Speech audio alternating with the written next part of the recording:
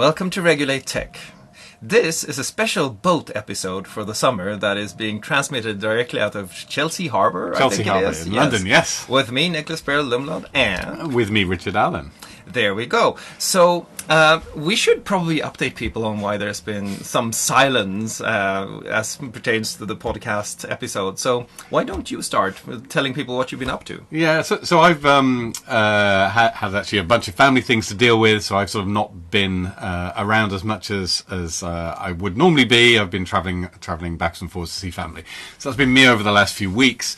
And that coincided, I think, Nicklas, with you moving house, which is why we're effectively in the same place now. Yes, which is awesome in many ways. So I moved to London and joined DeepMind to work on their public policy work.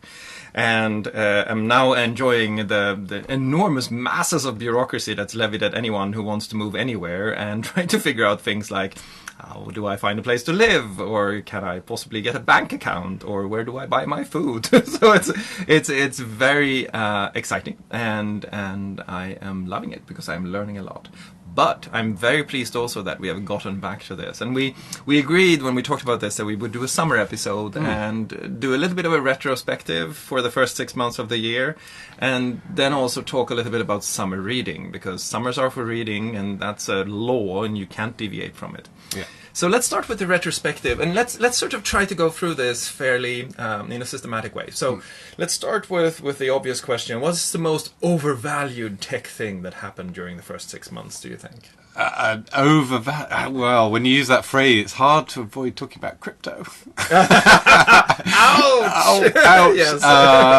Where I think we're both in the skeptical camp, aren't we? I think we are. And I think we yes. said, in fact, our kind of predictions for this year, I think I may have said I smell a crypto meltdown coming. And over the first 6 months of this year, that's certainly become one of the big stories. Well, in fact, arguably the entire tech sector is now being seen as overvalued, and people are marking it down. But within that in particular, that there seems to be something happening with crypto. It's not clear yet just how low it's going to go, but some of the signs that are there suggest that a lot of really large businesses could disappear. I mean, they could literally be wiped out by this. I don't think it's going to happen with the big tech platforms. They're suffering, they're making cutbacks, they're not going to disappear, but in the crypto space, there's quite a few businesses that look like their days may be numbered. That's a big story, I think.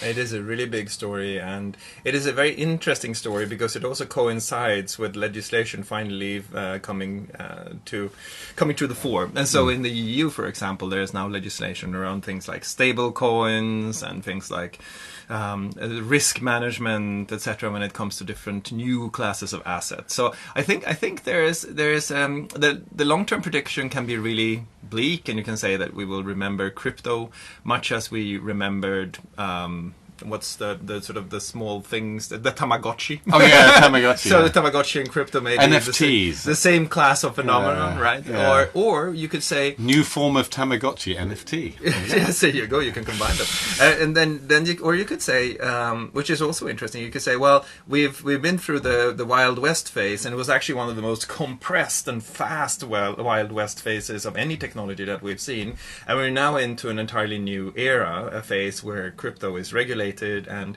where we might see some real applications, and instead of focusing on Dogecoin or however you want to pronounce that, you might focus on blockchain and real applications on the basis of the underlying technology. So we can go both ways on where we're heading from here. What do you think? I mean, personally, as I say, I'm sort of more in the skeptical camp, and it's interesting now. There's a bunch of voices sort of popping up, and letters have been sent in from people working in the tech community in particular. We should sort of spread out crypto. It's not, it's cryptography and blockchain and currency, or using it as a currency that seems to be the thing that's under pressure. But the technology of cryptography and the technology of blockchain, can be used for a million other things.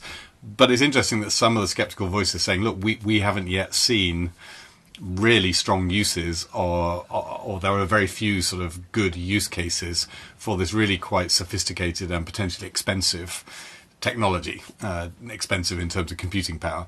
And so I think for me the jury is out just on it's not just on the currencies, but it's some of the overselling of blockchain and solving crypto problems as a way of providing solutions to a range of technological problems that I think is now up for debate. Well, it's interesting because what you're saying also indicates that there might be an overvaluation of what has become known as Web 3.0 or just 3, I think it is. I don't think they bother with the 0.0. But it was a 2.0, and now it's a Web 3. Okay, there you go. Anyway, so there's there's then the question: do you think that whole set of concept, the move from centralization to decentralization, has equally been overvalued? I mean, I think there's again, it comes down to sort of cost of transaction. Centralization didn't just happen because people are evil and want to take control of everything, but centralization of online services happens because it's more efficient. It's more efficient to have one index of the web behind a search engine than for everybody to create their own indices individually. Obviously, with computing power coming down in price over time, there are more opportunities to be distributed, but you still have to answer that basic question, which is, if the centralized model is much more efficient in terms of energy and computing power, what's the compelling case for you to switch over? And how compelling does that have to be? Is it going to be more reliable?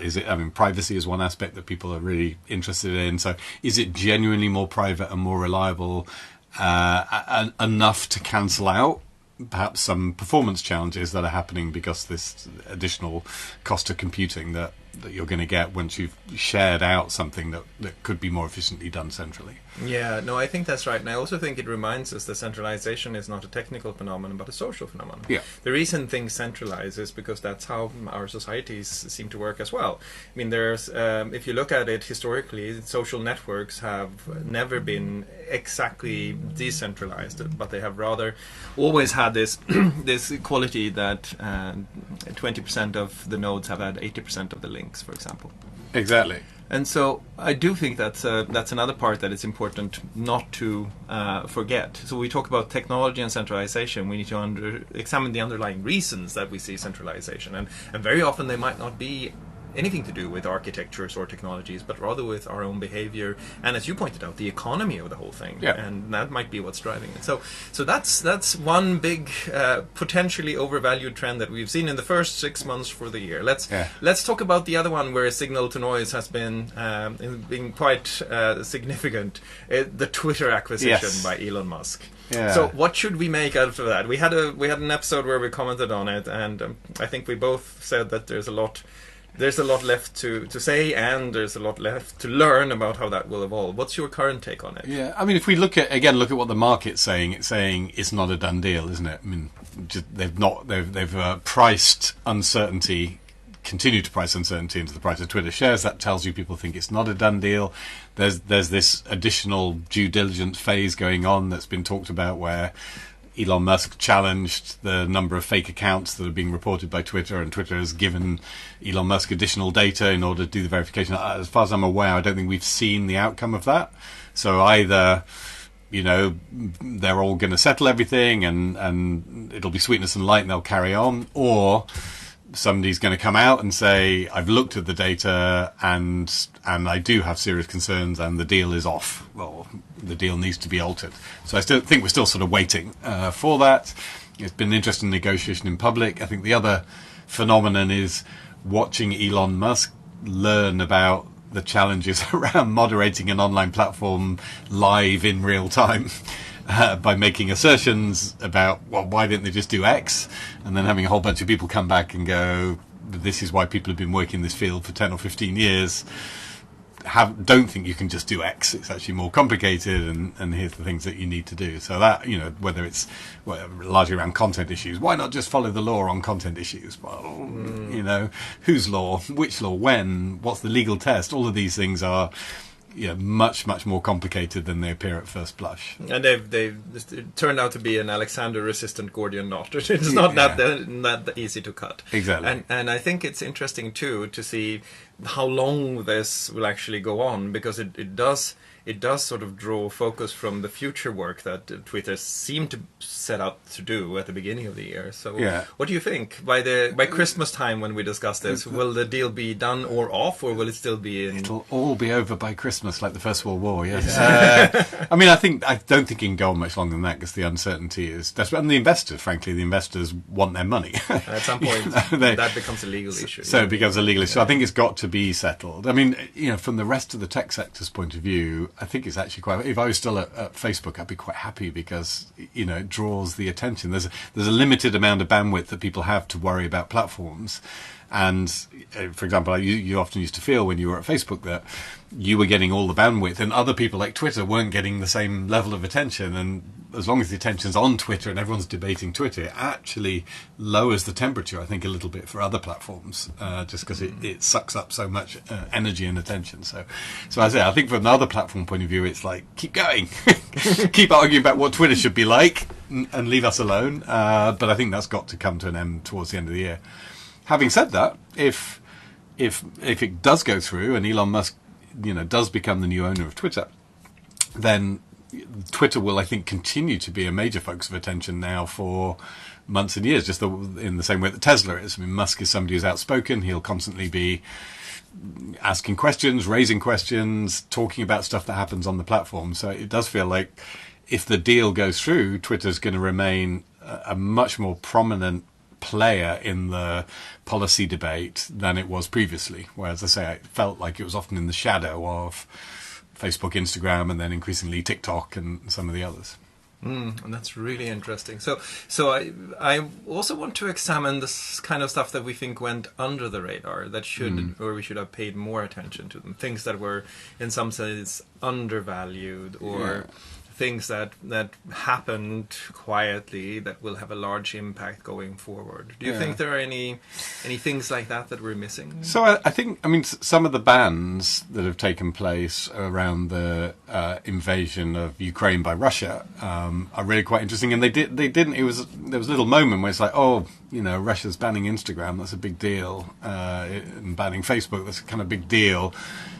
But I don't think there's a lot of attention being paid. I'm not seeing a lot of stories around how is that actually working out economically and socially? How's it working for people in Russia? How many are using VPNs going around? There's a little bit of chatter about that, but I think to the extent the understanding the impact of that is really quite important for this whole debate about Splinternet and in future, will countries feel confident to cut off services, not just countries like Russia, who I think most of us feel have headed off in this horribly authoritarian direction. But will other countries, will the UK, when it has its online safety bill in place and it has the power to cut services off, what assessment would it make of the impact of cutting off a service that's not playing with its regulatory regime? And I say, I've not really seen a lot of analysis of the actual impact of the Russia bans. And when I was there, again, a few years ago, the idea of Russia banning our major services would have been a big deal. But it kind of just happened. And you can see why. The conflict is what's important here. The fact that people are dying every day is what's important here. But it does strike me as interesting. It's just like, they banned these big services, move on. And it raises this question of future topologies of the internet that we've sort of touched on before, but there's a couple of different scenarios that are crystallizing. One is this sort of, we have national islands of internet, and we're going back to the pre-internet days really, where every nation has its own internet, and that's largely where business is done. And then there are a few connections that allow for export of ideas and services and products, but mostly we see a re-territorialization of the internet, right? And the other is the division into two equally large but very different geopolitical blocks, where you have the call that we recently saw from Russia to shape some non-Western alternative to the G7, etc. And you could imagine the topologies dividing along those lines as well. So you would have kind of a BRICS internet and a G7 internet, and you would have to figure out, what will this mean if we live in it's the classical question of political theory of multipolar or bipolar political orders. And which one do you think is more likely there? I actually think It's going to be about individual countries. I still think it's largely that there's a mainstream NATO net, but there is going to be, I think, a mainstream internet. The question is how many countries decide that they are so keen to assert their sovereignty that they pull away from it. I think if China has done for years. So China pulled away years ago. Russia's now followed. To your BRICS example, if India and Brazil did, that would be massive. So I think those are probably the frontline states. I still think, Western Europe, United States, a lot of US-friendly countries in the Middle East and South America will be comfortable with the internet, the sort of core internet as we've always seen it. But if an India or a Brazil peels away, then you're now starting to have that sort of block-like effect. And if you're building an internet service, you've got to build multiple variations, as opposed to now where you build for the main internet, and then you're sad that you can't have Chinese and Russian customers, but it's not the end of the world.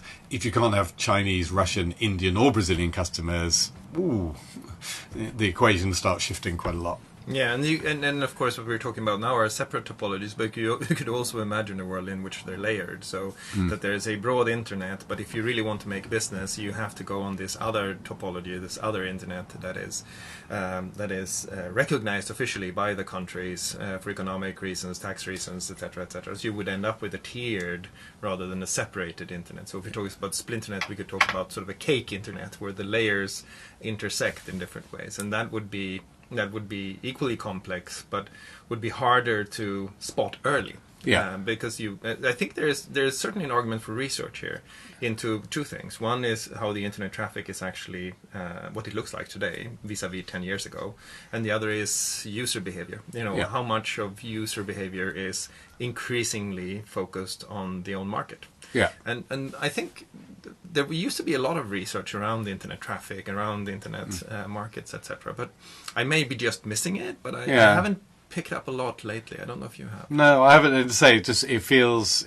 So if we talk about undervalued themes, this is one that could come back to bite us. So by the time we get, and actually particularly with all the regulation that's coming in, so 2023 next year, you start getting in this regulation kicking in Europe and UK and places. You continue to get these political arguments, these geopolitical arguments playing out. And so 2023 might be a crunch year, and we'll go, where did that come from? Because now there are governments making decisions which are, they're trying to push a company in a particular direction with the threat of limiting access. And at that point, it's going to be really important to understand the power balance, like how important is that market to the company versus how painful is it to do what the government is telling you to do.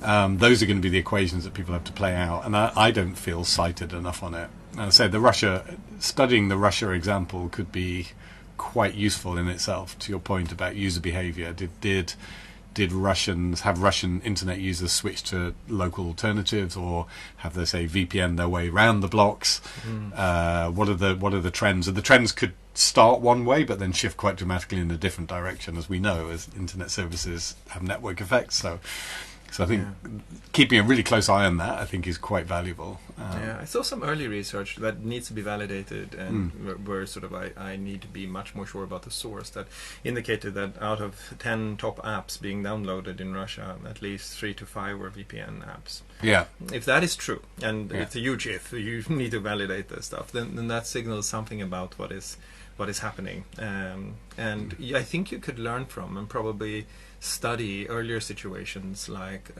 the Turkish ban of, for example, YouTube and other sites, to sort of figure out what does this look like, and what does VPN use to look like. And of course, what you then also need to look at is, are VPNs being criminalized? Are they being, because that's a very clear sign that they're used. So you can use that as another signal to understand how that is changing the topology. And maybe coming back to the question about the decentralized web, one of the ambitions behind that, so we connect the dots here, it would of course be to reduce the ability to ban or control anything. And the question is how strong that drive is. It used to be, and I think this is so interesting, but it used to be teased out as one of the key motivations around the internet, that the internet was building this censorship-resistant infrastructure, and it would, I think the phrase was, the internet treats censorship as damage and routes around it. Yeah. And there used to be, in the early rhetoric around the technology, there was this core motivation of building a system that could connect people, even if states wanted to stop that connection. And what we've then seen since is this, as you pointed out, the centralization that flows from a number of different reasons and causes. And I think one test of Web3, whether or not it will come about or not, is also a test of how strong that original motivation to escape control was.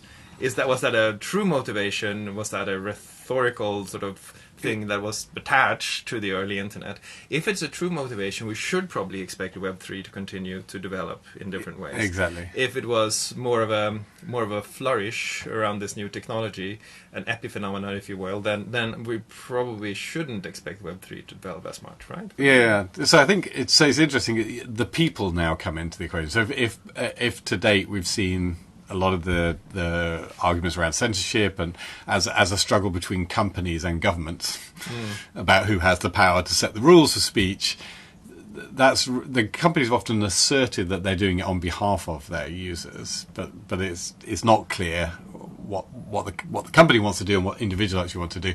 I think as censorship becomes real, or as restrictions become real, you suddenly get a much more powerful user voice, and that will be expressed in the technology choices they make, whether, as you say, they download a VPN or not. That's a clear expression of an individual to say, I disagree with the choice that my government has made. And there's a point at which it's such a significant group of people doing it, it starts to become a real political force and a real additional power in the debate. So again, interested to see how that works out. In China, to a large extent, people have become, they've learned to work around to a certain extent, but they understand that you can't buck the system completely. You have to work with the system. So China, I think that's been settled for a while. But you take a population like the population of Russia who had access to all of these things, and then you shut it down, you may find that they are much less willing to be compliant and much more open to taking a risk and work round. Yeah, such a good point. And you could predict, or you could say that we are possibly in for a really interesting discussion. What happens if the VPNs are incorporated in the operating systems? Yeah. And at that point, if you're a Western politician, you have to look at this and say, is it a good or a bad thing? Because it's going to be end-to-end encryption at the level of the operating system, which will allow for the internet and for information to flow freely between the people, as you say, not just companies or nations. But on the other hand, it will significantly lessen the amount of control that we can exercise democratically over these systems. So there's a really potentially very interesting tension coming to the fore here as well, right? Yeah. So we might be just at the moment where the regulator's getting control of things, that the control is much harder to exercise. Now, I think we're going to see that anyway. We're already seeing it. There's this huge unresolved question around services like WhatsApp and Telegram, the encrypted messaging services. Yeah. And if you look at the legislation sort of doesn't say you must decrypt them, but it creates a whole set of obligations that might be, the answer from those services might be, we're doing our best, but there's very little we can do in this particular area because we have no sight into the content. Yeah. So I'm looking at the moment in a committee looking at issues to do with online fraud, and if you're a Facebook or a Google or an Instagram and you're running ads and those ads drive fraudulent traffic to people who wish to defraud people, it's obvious you can do something about that. So if you have a duty now to stop fraud, you can stop those ads. But if you put the same duty on a Telegram or a WhatsApp and it's somebody privately sending a message that says, give me all your money, and you as a platform have no visibility, you can't do anything. You literally can't do anything about necessarily identifying and removing that content. That concept doesn't exist. So does the law say you've met your obligation to reduce online fraud if you're a platform like that, as long as you close the account of somebody once they've been reported to you, but you don't have to do any kind of scanning or screening because you can't? Do we say that's fine, or do we say no, your obligation is similar to the obligation for the clear text platforms, and therefore you must now decrypt everything in order to meet your obligation?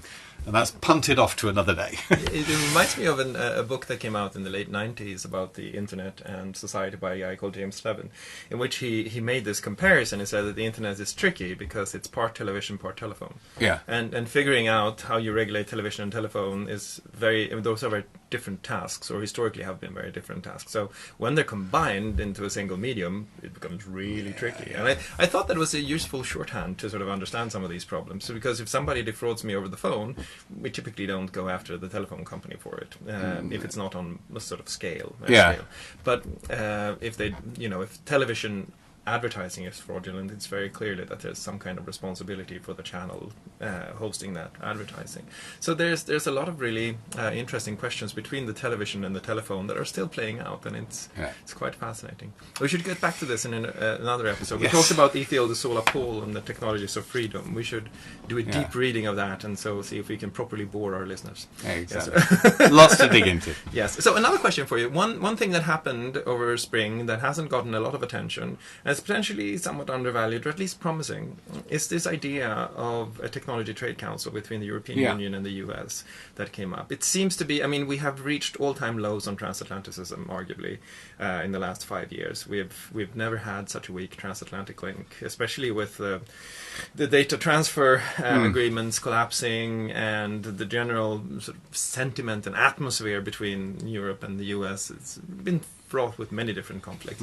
Do you think that we might see a bit of pickup in transatlanticism over the coming 5 years? Could the Ukraine conflict factor into that? I think so. There's certainly a lot of people advocating for much better alignment and engagement, and I think they're having some success. There are things happening, not at the level they need to be happening, but I think you put your finger on it, that I think with the sort of NATO refresh and the Ukraine conflict, there is more of an appetite to not be having trade wars. Transatlantic trade wars are kind of inconsistent with transatlantic strong alliances in order to protect Ukraine and to engage in what is a real war at a distance, not directly. Of course, NATO's not directly involved, but that support for Ukraine, I think, does become undermined if the countries that are part of that partnership are conflicting with each other over some quite fundamentals, like how do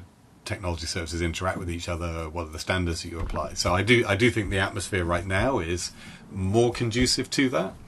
I guess on the flip side, though, a lot of the energy of governments on either side of the Atlantic is necessarily devoted to military cooperation right now, and it may be just literally harder to find the people in government who have the time to dedicate to looking at nerdy details of privacy regulation and things like that.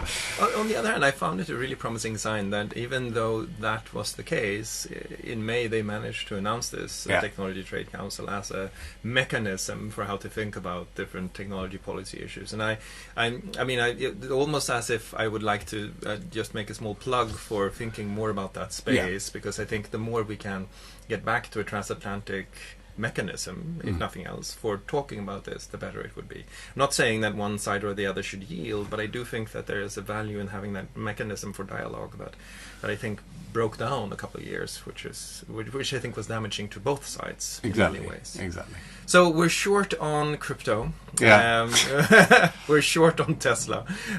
Sorry, not on Tesla. Twitter. Yes, I like Twitter. But we're long on splinter nets.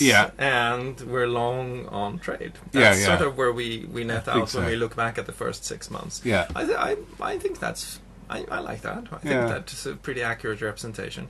I'm sure that we missed some massive things, but we'll let our listeners tell us. Yes. So we should transition to this is our summer episode podcast, and summers are for reading. That's, as I pointed out earlier, a legal requirement. So, what are you reading this summer? So I've got 3 books that are kind of quite different from each other. So the first is, if people don't know, I started life as an archaeologist, and I'm still quite obsessed with archaeological things. And there's a book by a woman called Kat Jarman, who's a bioarchaeologist. She sort of specialises in, sort of organic remains. But she's done a review. The book's called River Kings: The Vikings from Scandinavia to the Silk Roads. Oh, my people. And it looks, what's interesting is I like books that sort of frame the world in a different way from the way in which you're used to it. And this one I actually read before the Ukraine conflict started, but a lot of it's around the Dnieper River and those trade routes that crossed the continent, and sort of particularly riverine routes that run through sea and river, with the way in which you move stuff. And there were these routes that sort of went right across Asia, and the connections out to India, the Far East, that sort of run up through those rivers and then end up in Northern Europe. And it starts by some finds that there were in the United Kingdom, and how did those objects get there? Where did they come from? And you kind of trace them through all these kingdoms that existed in the area that is now, much of it is Ukraine, Central Eastern Europe, and part of Russia. And so she has just wonderful stories and sort of really brings it to life. One of my favourite stories is or references that and I'm going to mangle the name, but the hryvnia, the coin that is used in Ukraine, the currency, the official currency of Ukraine, that word is derived from neck ring, from the time when your wealth was contained in talks, in precious metal neck rings, and so they're using the name of a currency that kind of has got like 1,000 years of history behind it, which I really enjoyed. It sounds lovely. It sounds like it's not something I like. I would like to read as well, so that's a very good tip. I guess let's trade tips. So I think that the book that I will recommend first is predictably one about artificial intelligence, but not about the technology so much as one of the fundamental issues in the field, which is the alignment problem. And it's by an author called Brian Christian. And he has gone through this notion of the alignment problem, which is how do we build systems that are aligned with the values that we would like to keep as a civilization or society. And the way he does it is really good. There's a very, very light focus on the technology. But what he seeks to do is to understand how we align values as human beings, what it is that drives us. And in many ways, this is sort of reminds me of a general trend in artificial intelligence, which is that it sort of holds up a mirror to us and asks really important questions about human intelligence, about how we learn, how we think, how we create values. And that's what I really like about it. Plus, it's super well researched and it has a lot of interesting insights. Like there's a small tidbit I'll mention that I thought was really interesting, and that is that there's this distinction between rewarding a system for doing the right thing and then teaching it to do it, and the system then becomes really good at it, and so reward seems to work really well.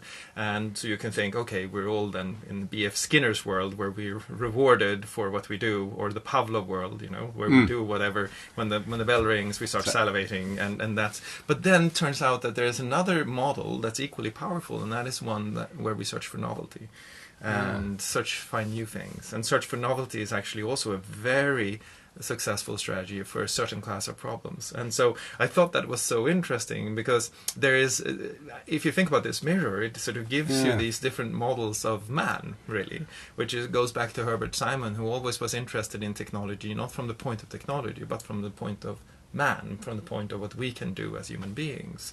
And I like that in Christian's book. It's a really, really good book. It reminds me, there was a book I read some time ago, The Neophiliacs, a neophile, as to your point about looking for novelty, that with this love of new things, which is quite curious. We don't get to a point where we kind of go, right, I've seen the things. I'm done now. I've got 20 foods that I like eating. I'm not going to bother trying anything else.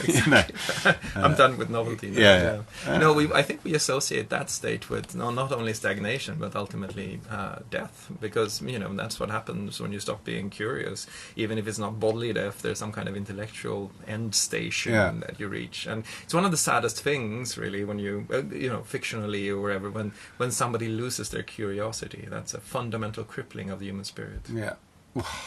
God. Well, sorry. That's a depressing. Let's continue to be curious about your book. Let's go to something cheerful. So this is a book called Exponential by Azim Azhar, and the subtitle is How Accelerating Technology is Leaving Us Behind and What to Do About It. But I found this really interesting. So he goes through how computing power has sort of increased exponentially and so on, but also takes us then interestingly into other forms of technology like manufacturing and energy and food production and all of these other spheres.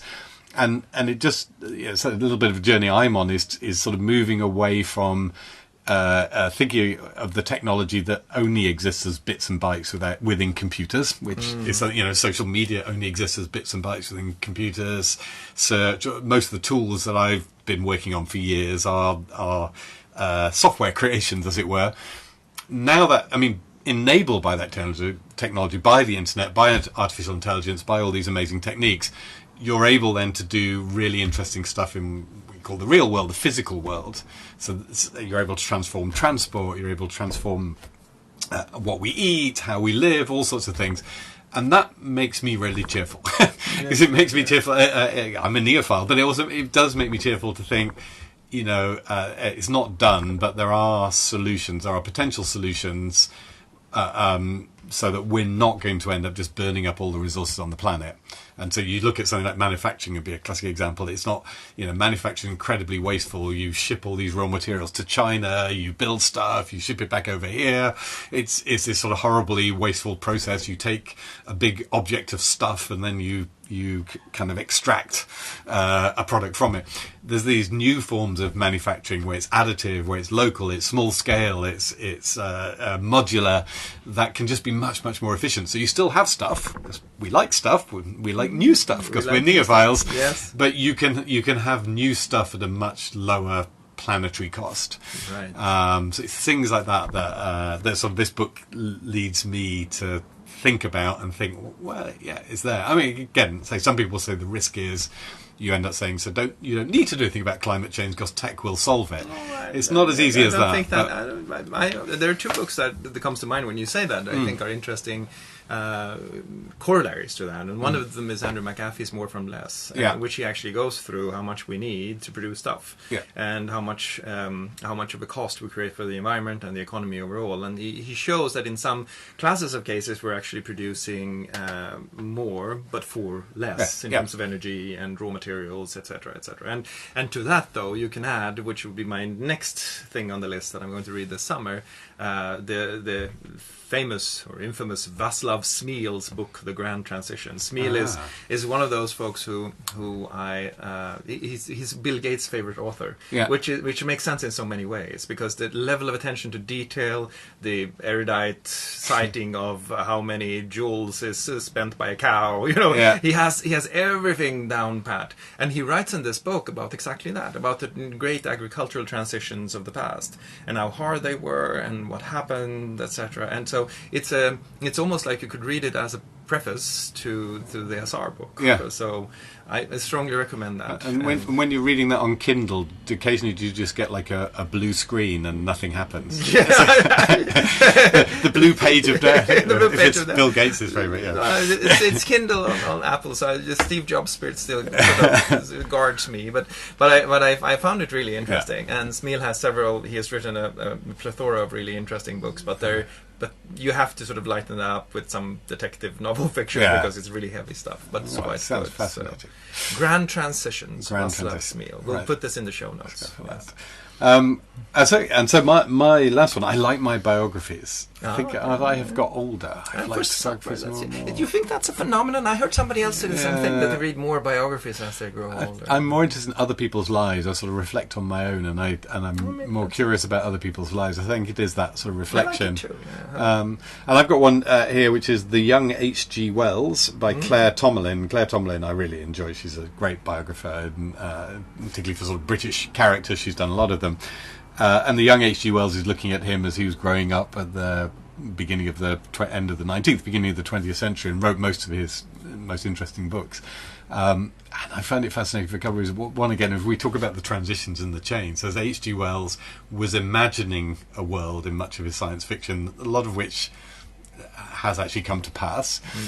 So he's imagining this world, but he's living in a world where the great liberation is he gets a bicycle.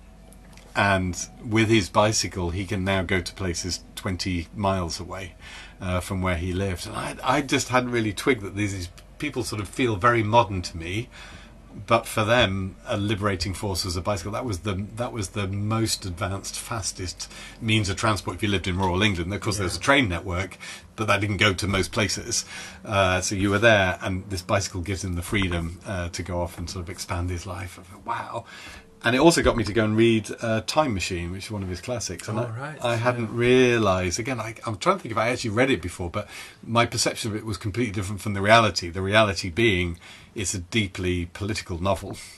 And it's a sort of allegory for the way in which politics may end up creating different classes of people, rulers and ruled. Yeah. And again, fascinating to revisit it now as a fascinating sort of allegory for our times, where we're talking a lot about, you've got the super wealthy, the 1%ers, however you want to call them, and their relationship with other people. That inequality is increasing, that we're dividing society. And you go back to the H.G. Wells, there's something in there that he's seeing that is well worth revisiting. Yeah, it's a cruel dystopia in many ways, and super well worth reading. I agree with you, and especially, I think that's actually a really good point. Try to find more fiction and more literature about inequality to understand the problem from other angles. It's one of those problems that really require multimodal understanding. You need to sort of section it up and try to approach it in different dimensions. I think that's right. So my last one, my last recommendation is a book by Jessica Silby, and it's called Against Progress: Intellectual Property and Fundamental Values in the Internet Age. Ooh. And this is exciting for many reasons for me. One is that it's actually quite recent. It came out in June. And it resurrects a debate that I thought was essentially dead. The debate around what does a good regime for intellectual property rights look like in the Internet age. And if anything, I think the intellectual property discussion, the copyright discussion, we've discussed this in an earlier episode. I thought that was a sort of a closed chapter of tech policy. But this book makes me think that maybe I was wrong. And maybe there is more to come in terms of how intellectual property works and how intellectual property affects the overall evolution of the information society or the learning society. And so I am very much looking forward to reading this, and I'll report back on it. And I really like the juxtaposition between property and fundamental values, because it's one of the eternal human problems. How do we deal with property and fundamental values? In one sense, property is a fundamental value. In another, it actually makes it really difficult to exercise fundamental values. So I'm looking forward to that a lot. I have high hopes for that book, and I'm certainly going to report back. One of your favourite subjects is back on the agenda. Yes. It does trigger a thought here, by new interest, that if artificial intelligence creates something that is deemed to be their intellectual property, and given that intellectual property rights typically have these things like expire so many years after your death, and an AI never dies, are we heading into a world of eternal intellectual property rights? That's a really good question, and there's a couple of, we can expand on this. And let me tell you, there's actually a real problem here, because you can automate the creation of pastiches quite easily. So one example I had when I lectured many years ago was that there is this really interesting computer scientist that has programmed a system that can essentially write Bach pieces on the basis of the existing body of Bach pieces. It creates a variation on them. And I usually, the way I did this in the lecture, was I would play the piece and I would ask the audience to guess the classical composer, them not knowing then that this was actually a computer-generated piece of art. And I did this for many audiences, and most of them who knew their classical music would guess Bach, Handel, something from the Baroque period. But once I did it for a college of musicologists, and they had enormous problems guessing what it was. And then when some of them, at least, they said, "Oh, probably Bach," and I told them it was computer generated, they breathed this collective sigh of relief and said, "Oh, good, it was so bad. We were worried it was bad." So they heard something I obviously didn't hear in this particular piece of music, and it raises the question of, if you go into intellectual property rights, it raises the question of, is this work original enough to actually deserve protection? Because if it's a variation on an existing theme, you could argue that the originality is not there, it's derivative. And if it's derivative, then you don't end up with that problem. And then you end up with a more general question, which is all computer generated or derivative? Well, not necessarily, right? So how do you think about that? And I think that as you sort of approach these different questions, you realize that generativity was not something that was built into the original intellectual property rights regime. The fact that you could build a tool that itself could build art was of course recognized because we knew about, we knew about how people paint with tools. We knew about musical instruments. We just never thought that the tools would become so expressive as to be able to generate structure at the scale we see today. So there's a huge debate to be had here, and there's a huge question about creativity that will irk some people because they want creativity to be that last human frontier where we can say, well, at least machines can't be creative. And there are people like my dear friend Palle Dahlstedt who have done a lot of research into this. He's a professor of composition and musicology and has looked at this, and I think he probably would be a really interesting guest for us to bring on at some point. There's a whole episode there. Yes, yes. Intellectual property in the age of AI. Yes, or no, this art in the age of AI. Yes, and then intellectual property follows becomes art. Yes, exactly. So there's a lot left to do, and you can expect to hear more from us. You can find this podcast on your website, which is www.regulate.tech. And thank you so much for listening. We are now concluding this podcast directly from the boat. Thank you for listening, and take care.